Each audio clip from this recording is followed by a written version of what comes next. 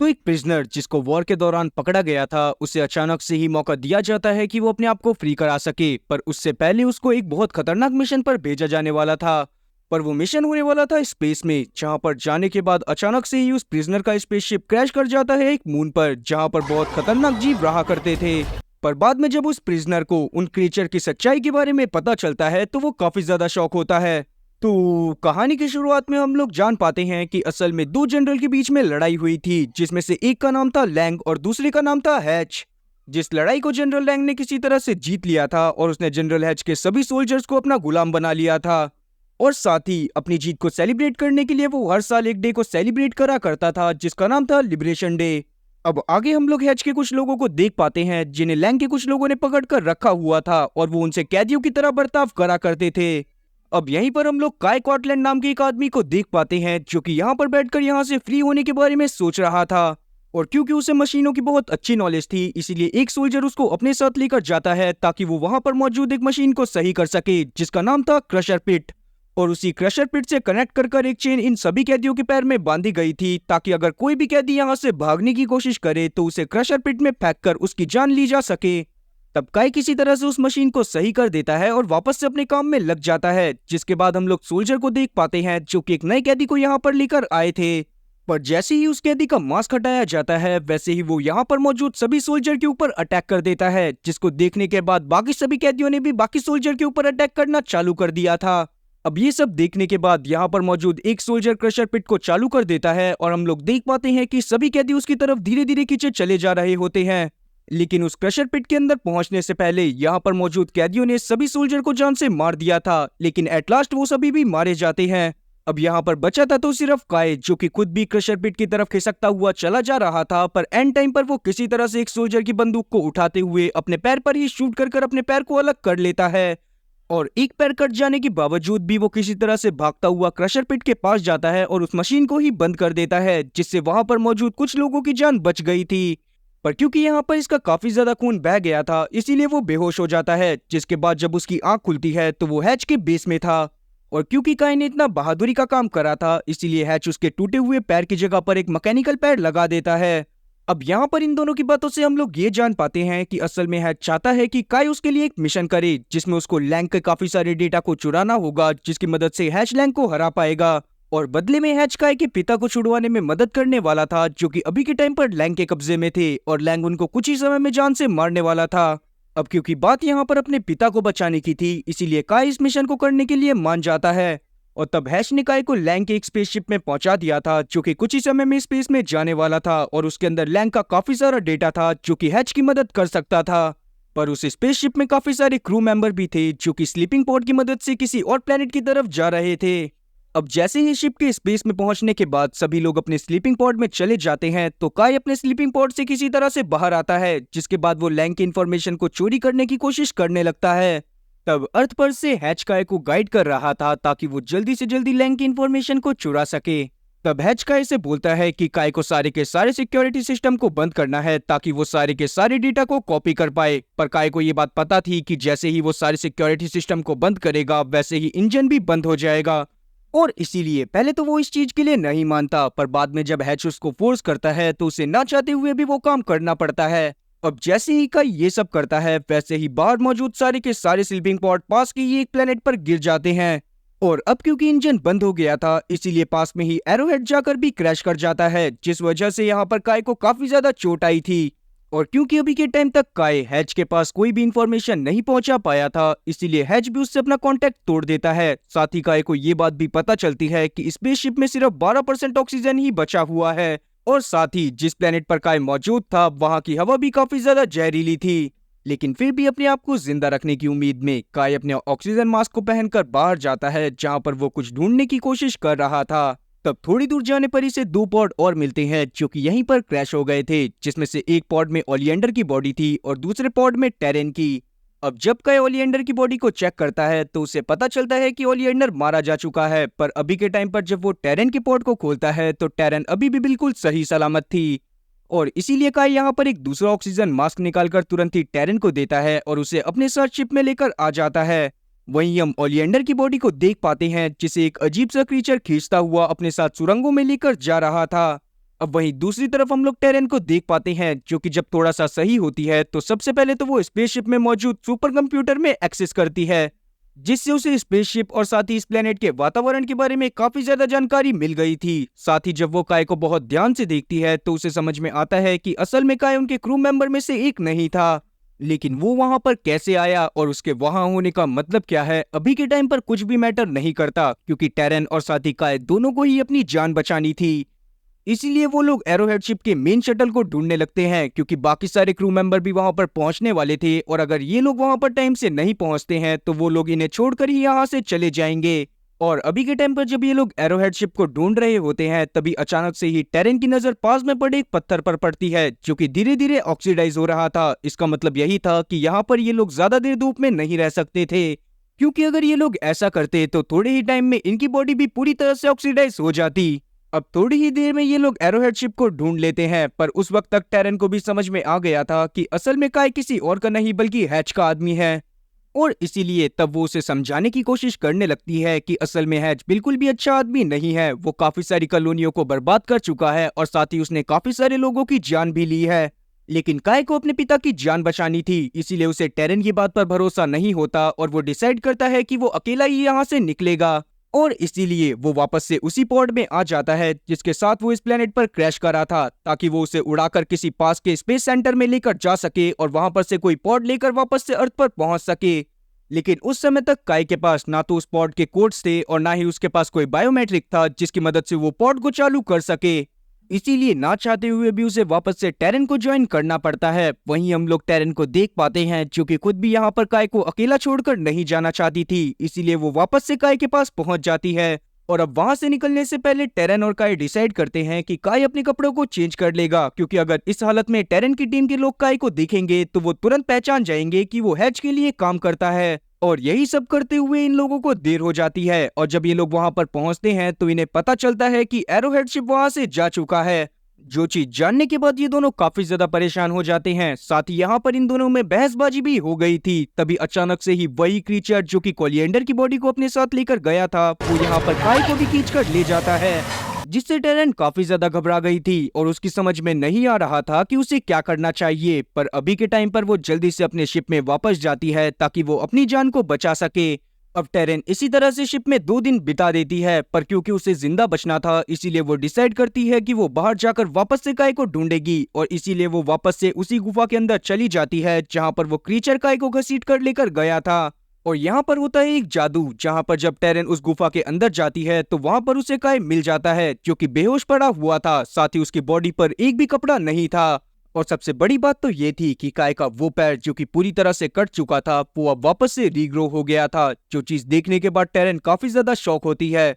लेकिन अभी के टाइम पर वो तुरंत ही काय को अपने साथ वापस से स्पेसशिप में लेकर आती है और उसके उठने का वेट करने लगती है। और अभी के टाइम पर जब टेरेन काय की बॉडी के ब्लड टेस्ट करती है तो उसे पता चलता है कि अभी 2 दिन के अंदर काय की बॉडी कुछ ऐसे ऑर्गेनिज्म के कांटेक्ट में आई थी जिसने उसको पूरी तरह से हील कर दिया। और ना केवल उन्होंने काय को सिर्फ हील करा, उन्होंने उसको इस काबिल भी बना दिया कि वो यहाँ के एटमॉस्फेयर में सांस ले सके। और इतने में ही काय की आंख भी खुल गई थी। अब जैसे ही वो उठता है वैसे ही टेरेन उससे काफी सारे सवाल पूछने लगती है कि आखिरकार उस वक्त क्या हुआ था, लेकिन काय बस उसे इतना जवाब देता है कि उसके साथ जो भी हुआ उसके बाद वो काफी ज्यादा अच्छा महसूस कर रहा है।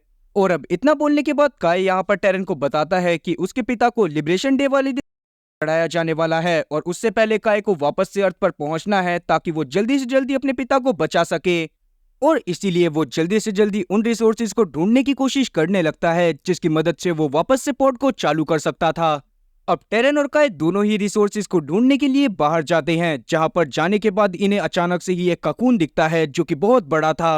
अब जब ये लोग उस ककून को तोड़ते हैं तो उसके अंदर कोलिएंडर की बॉडी थी, जिसको देखने के बाद ये दोनों काफी ज्यादा खुश होते हैं क्योंकि कोलिएंडर ही उस मेन शिप का सबसे बड़ा हेड था। और इसीलिए अब काय और टेरेन तुरंत ही कोलिएंडर की बॉडी को लेकर जाते हैं उस शिप में, जहां पर जाने के बाद ये सबसे पहले उसकी आई को स्कैन करते हैं और अब ये लोग उस पॉड को उड़ा सकते थे। पर अभी के टाइम पर हम लोग काय और साथी टेरेन की बातों से जान पाते हैं कि असल में काय कोलिएंडर को अपने साथ लेकर नहीं जाना चाहता, क्योंकि कोलिएंडर लैंग के लिए ही काम करा करता था। तब टेरेन उसको समझाने की कोशिश करने लगती है कि शायद उसको कोलिएंडर को अपने साथ लेकर जाना चाहिए। और यहाँ पर इन दोनों की बातों से हम लोग ये भी जान पाते हैं कि असल में टेरेन जब बहुत ज्यादा छोटी थी तब उस टाइम पर भी काय उसके पिता के लिए ही काम करा करता था।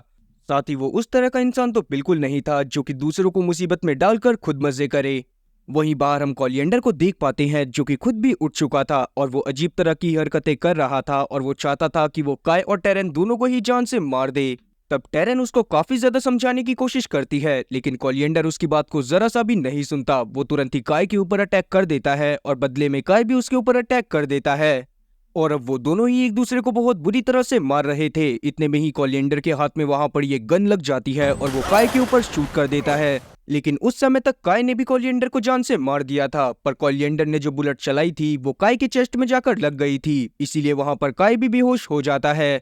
अब आगे जब काय की आंख खुलती है तो वो कहीं और पर ही मौजूद था, साथ ही वहां पर दो कंकाल भी पड़े हुए थे। तब उसे लगता है कि शायद इनमें से एक कंकाल टेरेन का है और दूसरा कंकाल कोलिएंडर का। और अब टेरेन की मौत की वजह से काय काफी ज्यादा परेशान होता है, पर अभी के टाइम पर ये जैसे तैसे स्पेसशिप के अंदर पहुंचता है, जहां पर उसे एआई की मदद से पता चलता है कि असल में वो पूरे 34 दिनों से बेहोश था। और साथ ही इसको ये बात भी पता चलती है कि असल में ये उसी वक्त मर गया था जब कोलिएंडर ने उसके ऊपर बुलेट फायर करी थी। लेकिन ये जिंदा अभी तक उसी सिम्बियोट की वजह से है जो कि इसे अपने साथ उस दिन गुफा में घसीट कर ले गया था। और इस चीज का मतलब साफ था कि वो इस प्लेनेट पर जितनी बार मरेगा उतनी बार उसकी बॉडी रीजनरेट हो जाएगी। साथ ही एआई इसको ये बात भी बताता है कि हो सकता है कोलिएंडर भी अभी तक जिंदा हो, क्योंकि उसने उसकी भी हार्ट बीट को डिटेक्ट करा था।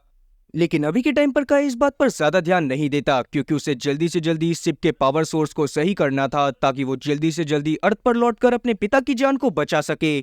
इसीलिए जल्दी से जल्दी सभी चीजों को जमा करने में लग जाता है जो कि इसे पावर सोर्स को सही करने में मदद करने वाली थी। पर रात में जब ये गुस्सा होते हुए सो रहा था तभी अचानक से ही इसकी बॉडी में बहुत तेज दर्द होने लगता है और तभी इसके मकड़ी जैसे टेंटिकल्स भी निकल आते हैं।